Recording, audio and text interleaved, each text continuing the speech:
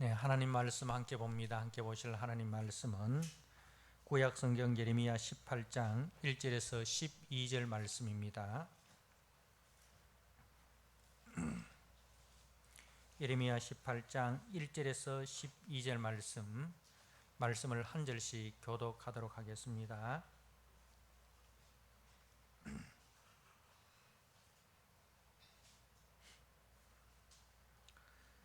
여호와께로부터 예레미야에게 임한 말씀에 이르시되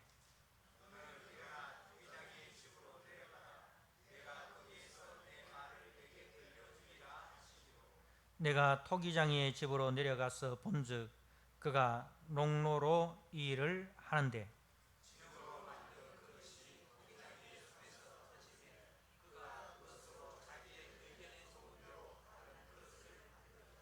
그때에 여호와의 말씀이 내게 임하니라. 이르시되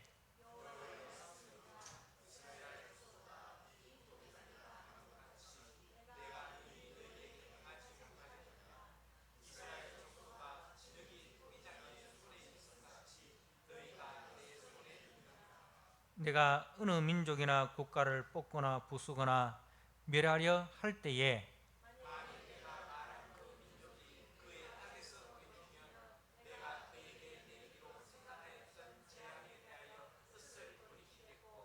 내가 어느 민족이나 국가를 건설하거나 심으려 할 때에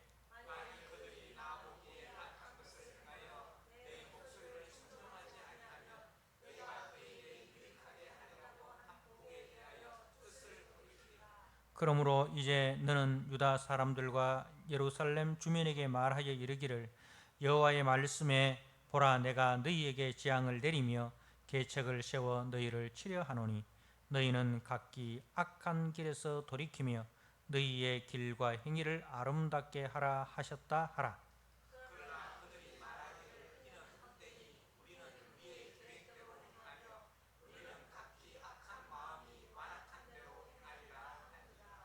아멘.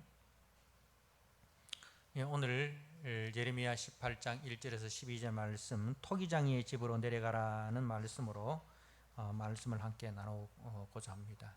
우리가 지난 시간에는 13장의 이제 석음 뱃띠와 그 포도주 가죽 부대를 통해서 이제 하나님께서 그 예루살렘과 유다의 상태를 보여주시고 그에 대한 하나님의 심판의 메시지를 전하셨습니다. 자, 이제 하나님은 토기장이의 비유를 통해서 토기장이의 그 모습을 통해서 하나님의 주권을 명확하게 알려주십니다. 오늘 말씀에 여호와께서 예레미야에게 너는 일어나 토기장이의 집으로 내려가라 그렇게 말씀을 합니다. 자, 그래서 이제 선지자가 하나님의 말씀을 따라 토기장이의 집으로 내려갑니다. 내려가서 보니까 이제 토기장이가 농로로 일을 하는데 농로는 이제 물레를 말하죠. 이제 그 토기를 만드는 그 물레로 이제 일을 하는데 진흙으로 만든 그릇이 토기장이의 손에서 터짐에 그러니까 이제 진흙으로 토기를 만드는데 그 토기가 터졌다, 깨뜨려졌다, 부서졌다, 망가졌다 그런 말씀이지요. 그런데 그럼에도 불구하고 토기장이는 이제 그것으로 자기의 의견에 좋은 대로 다른 그릇을 만들더라. 자기 의견에 좋은 대로라는 것은 자기가 원래 계획했던 대로 자기가 원래 만들고자 했던 것으로 그런 뜻입니다.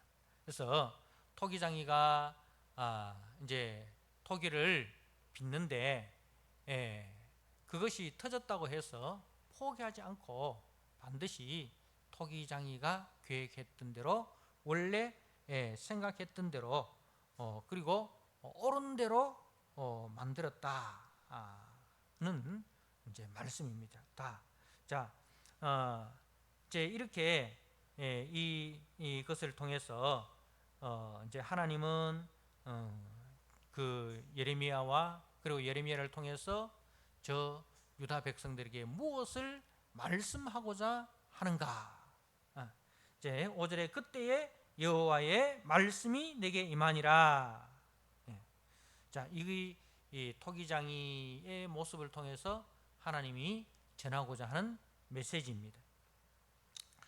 6절에 여호와의 말씀이니라 이스라엘 족속아 이 토기장이가 하는 것 같이 내가 능히 너희에게 행하지 못하겠느냐. 이스라엘 족속아 진흙이 토기장이의 손에 있음 같이 너희가 내 손에 있느니라. 자, 토기장이는 누굽니까? 누구를 상징합니까? 하나님을 상징합니다. 그죠? 그리고 진흙은 누구를 상징합니까? 바로 하나님의 손 안에 있는 이제 유다를 상징합니다. 자, 이제 하나님께서 그 유다를 이제 유다와 하나님께서 언약을 맺으시죠. 다윗을 통해서 하나님이 다윗 언약을 맺으십니다. 그러니까 하나님은 반드시 다윗에게 약속하신 그 언약대로 이루신다는 거죠. 다윗에게 약속하신 그 언약을 이루시는데, 그런데 이제 그 유다가 그 하나님의 언약에 순종하지 않고 그 언약을 떠나서 하나님께 불순종을 합니다. 자, 그래서 하나님은 그 불순종하는 그 유다를 향해서 분노를 사기기도 하시고 또 저들에 대한 좌절감도 극복을 하시고 그리고 인내를 가지고 열심히 물레를 돌리고 계신다는 거예요. 그래서 원래의 계획대로 이스라엘이 빚어지지 않는다고 해서 그 이스라엘을 버리거나 포기하지 않으시겠다. 이제 그 이스라엘의 반역에도 불구하고 하나님은 인내하시면서 반드시 그 진흙으로 이제 하나님이 계획하신 대로 하나님이 이제 빚어 내시겠다. 그 하나님의 열심히 하나님의 언약을 반드시 성취하시겠다. 그러한 뜻입니다. 여러분, 진흙은 진흙 스스로 토기를 만들 수 없습니다. 아무리 좋은 진흙이라 하더라도 진흙이 스스로 토기를 만들 수 없습니다. 그러면은 진흙은 어떻게 해야 좋은 토기가 되겠습니까? 그것은 자신의 연약함을 인정하는 겁니다. 자신의 한계를 인정하는 겁니다. 그래서 겸손히 이 자신을 잡고 있는, 자신을 빚고 있는 그 하나님의 손에 자신을 맡게 됩니다. 그러면은 그 하나님께서 이제 그 겸손한 순종하는 유다를 통하여 하나님의 걸작품을 만들어 내신다는 겁니다. 자, 여러분, 진흙과 이제 토기장의 비유에서 진흙은 이제 그 우리 성도들이고 하나님은 토기장인데, 그런데 거기에 이제 우리가 하나 좀 더 생각해야 될 부분이 있습니다. 진흙은 인격적인 존재가 아닙니다, 그죠? 진흙은 비인격적인 존재예요. 그러니까 진흙은 스스로 무엇을 선택하고 결정할 수 있는 권한이 없습니다. 그런데 하나님과 우리의 관계는 달라요. 하나님은 우리를 인격적인 존재로 만드셨습니다. 인격이라는 것은 무엇을 말하는가 하면 스스로 선택하고 결정할 수 있는 결정권이 주어졌다는 것이 인격입니다. 그러니까 우리가 자녀들을 대할 때도 인격적으로 대해야 됩니다. 그죠? 그 인격적으로 한다는 것은 뭡니까? 그 자녀에게 이렇게도 할 수 있고 저렇게도 할 수 있는 선택권을 주는 거예요. 자유의지를 주는 거예요. 자유의지를 주는 거예요. 그런데 그 자유에는 반드시 뭐가 따른다? 책임이 따른다는 것도 이야기를 해야 됩니다. 네가 이렇게 선택할 수 있고 저렇게 선택할 수 있다.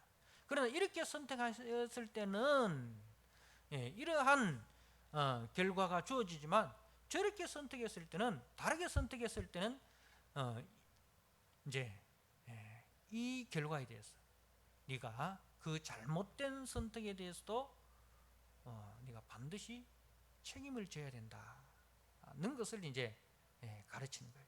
그게 이제 인격적 관계라는 거죠. 그게 하나님께서도 다윗과 언약을 맺으실 때 하나님께서 네가 순종하면 이런 복을 받을 것이고 불순종하면 이런 저주를 받을 것이다. 그것을 말씀을 하십니다. 그죠? 아담과 언약하실 때도 마찬가지예요. 그 모든 언약에는 이렇게 이제 그 하나님과 우리의 언약에서는 이런 이제 인격적 존재로 우리를 대해 주신다는 거죠. 그래서 우리에게 자유의지를 주시고 그 자유에 대해서는 반드시 책임을 지는 그런 존재로 만드셨습니다. 바로 인격이라는 것은 하나님의 말씀에 스스로 결정하며 행동할 수 있는 자유입니다. 그런데 이 자유에는 책임이 따른다는 거죠. 그런데 이스라엘은 하나님이 주신 인격과 자유를 잘못 사용하였습니다. 그러니까 하나님의 뜻을 거역하는 쪽으로 선택을 하였죠. 그러면은 그 선택에 대한 책임을 져야 합니다. 그렇지만 하나님은 긍휼이 많으셔서 그 잘못에 대해서 바로 심판을 행하지 아니하시고 하나님께서 회개할 기회를 이제 주십니다. 이 기회를 저들이 받아들이고 회개를 하면 심판하시기로 작정하신 하나님의 뜻이 돌이켜집니다. 좋은 예가 바로 요나 선지자를 통해서 보여주셨습니다.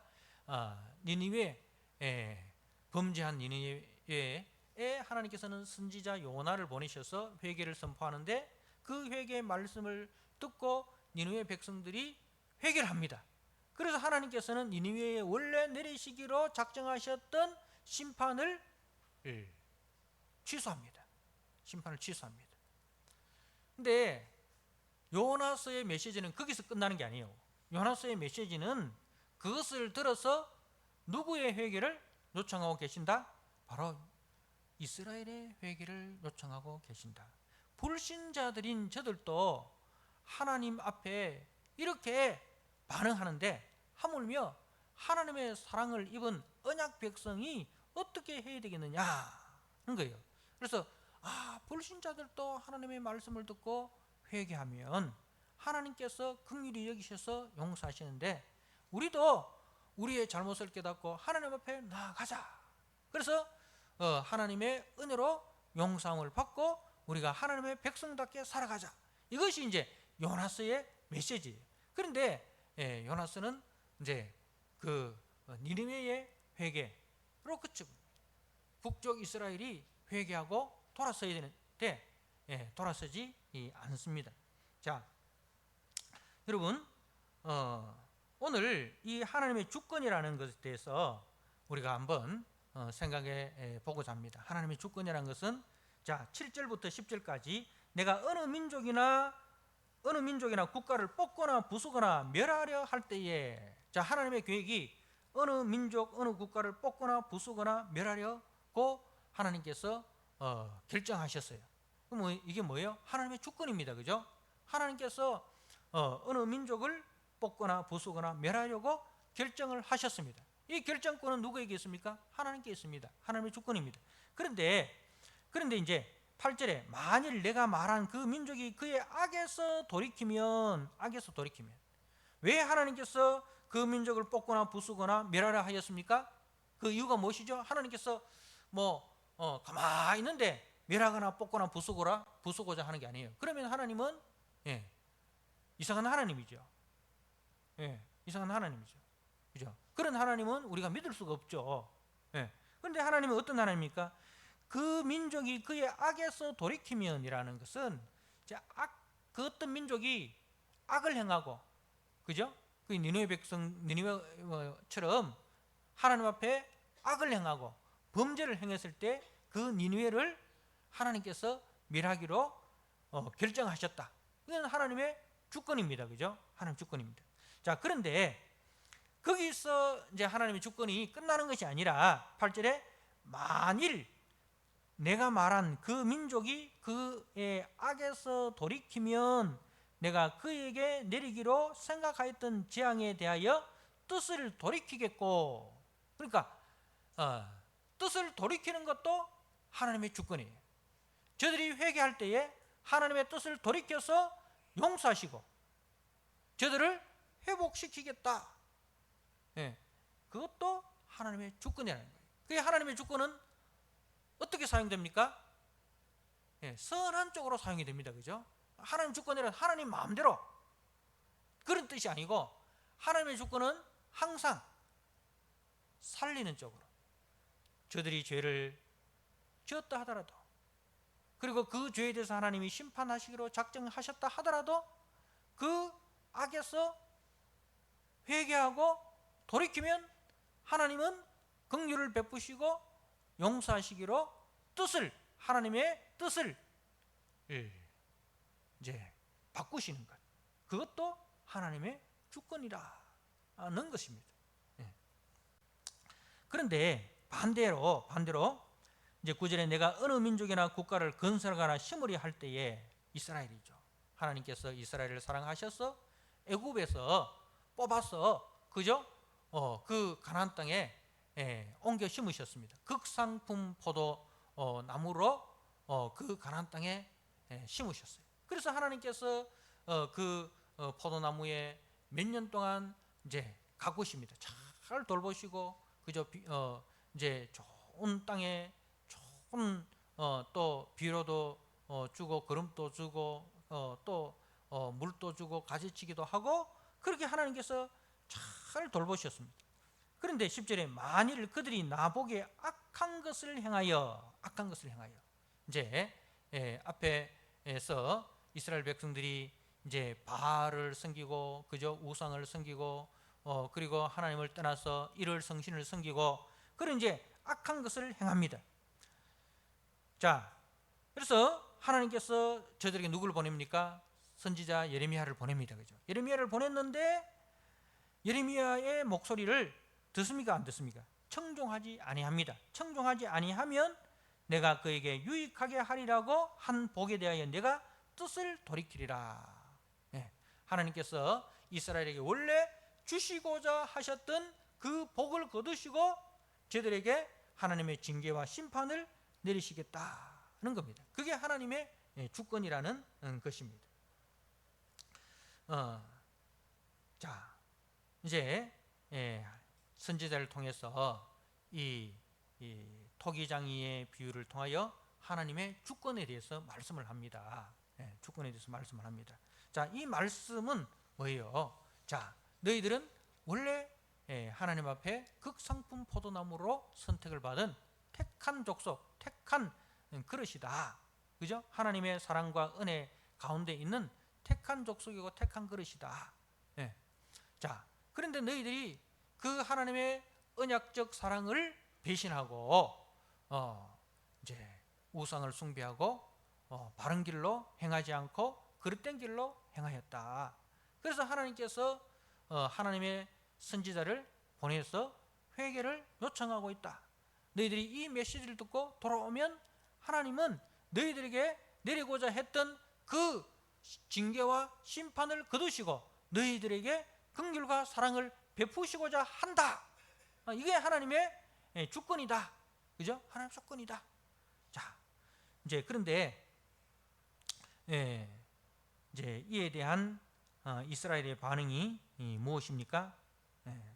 오늘 11절 말씀에 그러므로 이제 너는 유다 사람들과 예루살렘 주민들에게 말하여 이르기를 여호와의 말씀에 보라 내가 너희에게 재앙을 내리며 계책을 세워 너희를 치료하나니 너희는 각기 악한 길에서 돌이켜 너희 길과 행위를 아름답게 하라.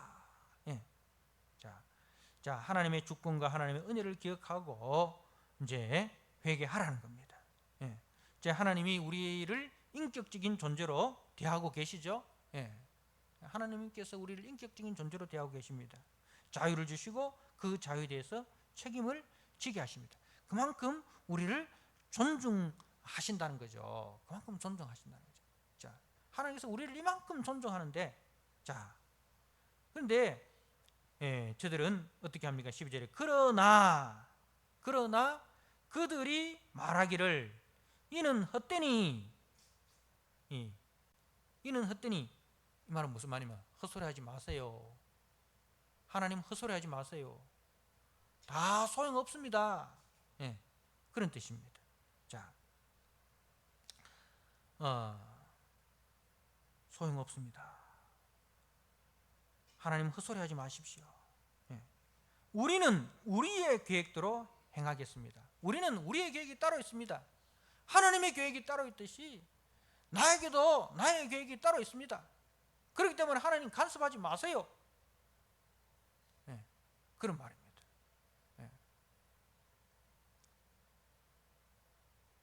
하나님 간섭하지 마세요. 우리는 우리의 계획이 있습니다. 하나님은 하나님의 계획이 있듯이 나는 나의 계획이 있습니다. 나는 나의 계획대로 행하겠습니다. 우리는 각기 악한 마음이 완악한 대로 행하리라. 그러니까 저들이 바로의 강팍함과 같이 강팍하여 회개를 거부하고 있습니다. 그러면 어떻게 되겠느냐 하는 겁니다. 자, 여러분, 진정한 회개는 이제 두 가지가 있습니다. 하나님께서 자, 회개를 말씀을 하실 때 11절에 너희는 각기 악한 길에서 돌이켜. 악한 길에서 돌이켜. 이 악한 길이라는 것은 누가 결정하느냐? 이게 어느 길이 악한 길이고 어느 길이 선한 길이냐? 이게 누가 결정하느냐? 사람은 자기가 결정을 하려고 합니다. 그죠? 내가 악한 길이다, 선한 길이다, 내 기준에서 선택하겠습니다. 근데 그 악한 길과 선한 길을 결정하는 것은 누구의 권한입니까? 토기장이신 하나님의 권한입니다. 토기장이신 하나님의 권한이에요. 그래서 하나님께서는 그 악한 길, 하나님의 말씀에서 떠나는 길이 악한 길이에요. 생명의 길, 하나님이 우리에게 주신 길은 생명의 길입니다. 선악을 알게 하는 나무의 실과를 먹지 말라. 먹는 날에는 반드시 죽으리라. 이걸 누가 결정을 합니까? 하나님만이 결정할 수 있는 거예요. 그런데 이제 아담과 하와는 사단의 미혹을 받아서 그걸 내가 결정하겠다 이 말입니다. 내가 결정하겠다. 여러분, 우리는 결정할 수 있는 지혜가 없어요. 부모가 어린 자녀에게 이제 결정권을 줍니까? 5살짜리 아이에게 살고 죽는 그런 문제가 걸린 일에 대해서 결정권을 줍니까? 안 주잖아요. 줄 수 없잖아요. 그죠? 5살 먹은 아한테 운전대를 맡기면 안 되잖아요. 야, 이번에 여름에 우리 이 가족들 저 강릉으로 여행을 가자. 네, 아빠 이번에는 제가 운전하겠어요. 그래서 5살짜리 애가 핸들을 잡고 잡니다. 그래, 어려서부터 용감하게 네가 결정한 대로 한번 해봐 하고 핸들을 내어주는 아버지가 있습니까? 그런 과감한 그런 부모는 없습니다. 이거는 애가 죽고 사느냐, 한 가족이 죽고 사느냐 하는, 그죠? 그 결정이 달렸어요. 그런 중요한 결정은 부모가 자녀에게 안 줍니다.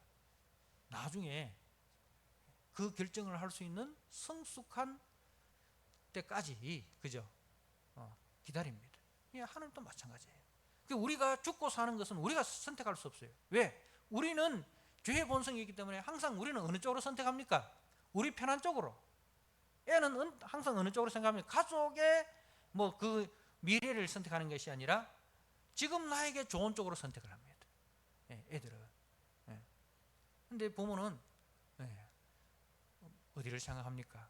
가족이 함께 그죠? 평화롭고 안전하고 행복하게 살 수 있는 그쪽으로 부모가 선택을 하는 거예요. 그래서 이제 이 악한 길에서 돌이키라는 것은 하나님이 길이고, 그죠? 하나님의 말씀이 길이고 하나님의 말씀이 생명이다. 그래서 그 하나님과 하나님의 말씀에서 떠나지 말아라. 그죠? 하나님과 그 하나님의 말씀에 견고하게 서라. 이게 이제 하나님의 악한 길에서 떠나라 말은 이 죄의 본성대로 행하던 그 삶에서 하나님과 하나님의 말씀으로 돌아오라. 하나님의 말씀으로 돌아오라. 근데 이스라엘은 그 하나님의 말씀을 벗어나서 자신의 육체의 소욕이 원하는 대로 그렇게 이제 우상을 섬기는 그 길로 가버렸습니다. 자, 그러면 진정한 회개는 무엇입니까? 그 길에서 돌아서는 거예요. 우상을 버리고, 그죠? 히스기야처럼, 요시야처럼 그 우상 숭배하는 산당을 헐고 우상을 깨뜨리고, 그리고 이제 율법으로 하나님의 말씀으로 돌아오는 거예요. 그게 이제 회개다 이 말입니다. 그게 회개다. 그리고 둘째는 그 다음 말씀에 보니까 이제 너희 길과 행위를 아름답게 하라. 길과 행위를 아름답게 하라. 길이라는 것은 이제 뭐냐면은 하나님과의 관계입니다. 하나님과의 관계를 바르게 하라. 그리고 행위를 바르게 하라. 하는 것은 사람과의 관계를 바르게 하라 하는 말씀입니다. 그래서 이제 하나님을 경외하고 그리고 이웃을 내 몸과 같이 사랑하는 그 삶입니다. 하나님께서 십계명을 주신 그 목적, 하나님을 사랑하고 이웃을 사랑하는 자기 중심이 아니라 하나님 중심이고, 자기 중심이 아니라 이웃 중심, 내가 기준이 아니라 하나님이 기준이고 이웃이 기준이고, 그래서 내 관점이 아니라 하나님의 관점에서, 그리고 상대방의 관점에서 그렇게 우리가 생각하고 말하고 행동하고, 그것이 회개에 합당한 열매다는 겁니다. 여러분, 이제 이 길로 걸어갈 때 어떻게 됩니까? 하나님께 영광이 되고, 그리고 공동체에게도 유익이 되는 거예요. 그죠? 나도 살고 너도 살고 다 같이 사는 길이라 이거죠. 그게 하나님은 그것을 알고 계세요. 왜 돌아와야 되는지 하나님은 알고 계세요. 근데 자기 중심으로 너희들이 우상을 숭배하는 것은 전부 다 뭐예요? 물질적인 번영과 세상 나라들처럼 강한 것이, 강한 자가 되고, 그래서 많이 가지고 많은 힘을 가져서 누리는 거예요. 누리는데 그것은 다 어디서 나오는? 약한 자를 지배하고, 그죠? 약한 자를 지배하고 약한 것을 뺏어야 거기서 강한 것이 나와요. 그게 이제 세상의 가치관이에요. 그렇게 하면 어떻게 되겠습니까? 어떻게 되겠습니까? 니 죽고 내 죽고 다 죽는 거예요. 그죠? 우리가 그 강한 자 앞에서 순종하는 것은 좋아서 순종하는 게 아니, 자발적으로 순종하는 게 아니잖아요. 마지못해, 그죠? 마지못해 순종하잖아요. 그것은 순종이 아니고 굴종이죠. 굴종이죠. 그 굴종을 하면서 속으로는 뭘 갑니까? 복수의 칼을 갑니다. 두고 봐라. 두고 봐라. 그래 되죠.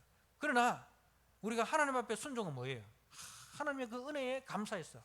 그죠? 하나님이 베푸신 그 은혜와 사랑에 너무 감사하고 감격해서 자발적으로 순종하잖아요.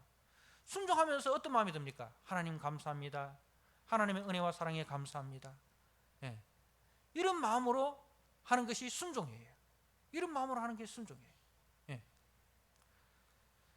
자, 그래서 이제 하나님께서 이 회개의 길을 제시를 합니다. 이 회개로 나아갈 때는 이제 어떤 역사가 일어납니까? 하나님께 영광이 되고 이웃에게 유익이 되는 거예요. 공동체에게 유익이 되는 거예요. 가정에 유익이 되고 교회에 유익이 되고 사회에 유익이 되는 것이. 자, 그런데 이런 생명의 길을 하나님께서 제시를 했는데 저들이 하는 말은 뭐예요? 헛되다. 하나님, 요새 누가 그리 삽니까? 바보지요. 하나님 요즘 누가 그리 삽니까? 그렇게 사는 사람이 바보죠. 예. 목사님 요즘 누가 그리 삽니까? 그렇게 사는 사람이 호구죠. 예. 예. 그렇게 이야기를 합니다. 헛소리하지 마십시오. 세상은 그런 사람을 호구라고 합니다. 그래서 하나님께 말합니다. 하나님 우리에 대해서 어떤 기대도 하지 마십시오. 우리는 우리의 계획이 있습니다. 그래서 우리는 세상이 가는 길로 가겠습니다. 그러면 저들에 대한 하나님의 심판은 불가피하다 하는 것이 이제 13절에서 17절의 이야기입니다. 자, 13절에 그러므로 여호와께서 이와 같이 말씀하시니라 너희는 누가 이러한 일을 들었는지 여러 나라 가운데 물어보라 하면서 이제 16절에 그들의 땅으로 두려움과 영원한 웃음거리가 되게 하리니 그리로 지나가는 자마다 놀라서 그의 머리를 흔들리라. 내가 그들의 원수 앞에서 흩어버리기를 동풍으로 한같이 할 것이며 그들의 재난의 날에는 내가 그들에게 등을 보이고 얼굴을 보이지 아니하리라. 자, 하나님께서 재난의 날에 등을 보이고 얼굴을 보이지 않는다는 얼굴이라는 것은 뭐예요? 하나님의 긍휼입니다. 하나님의 그 얼굴은 하나님의 그 성품이죠. 하나님의 성품은 긍휼과 자비와 오래 참으심과 그죠? 인자하심과 나는 여호와로라 여호와로라.